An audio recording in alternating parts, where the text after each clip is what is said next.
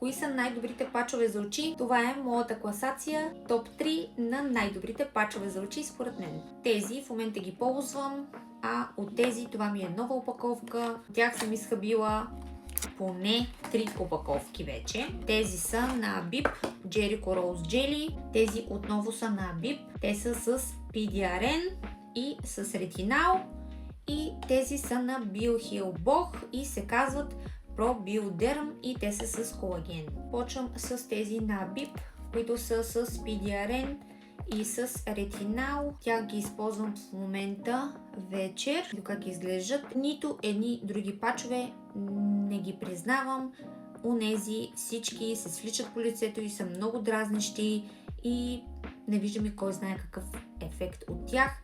Тези на Bip и двата вида са с една много грапава текстура и това не позволява тяхното свличане по лицето и се седят там, където си ги поставил. Тези освен PDRN и ретинал съдържат и кофеин и ниацинамид. Подходящи са за тъмни кръгове, за подпухналост. Изключително добър анти-ейдж продукт и тези ги поставям на номер 3 в класацията. След това на място номер 2 са тези на BioHeal.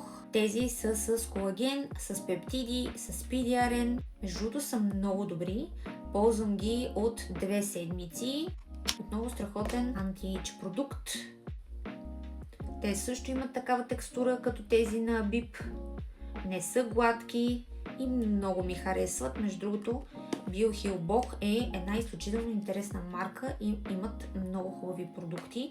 Аз съм използвала един крем и едни пачове и много ми харесва. Тези ги отворих сега при последния път, когато си правих микронидлинг и са страхотни. Зоната на очите се усеща изключително плътна, много помага с финни линии, с бръчки, така че тези са на място за сега номер 2, тъй като ги ползвам отскоро, не се знае.